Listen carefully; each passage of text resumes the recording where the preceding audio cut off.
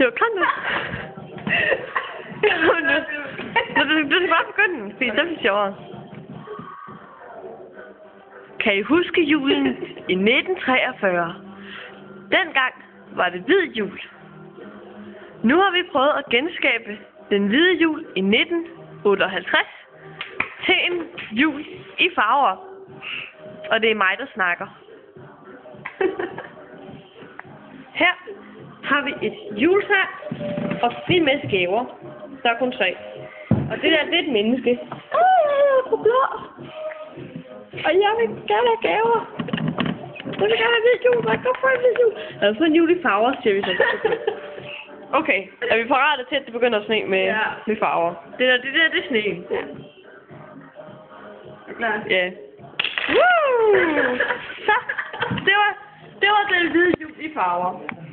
Anne siger Sofie. Okay.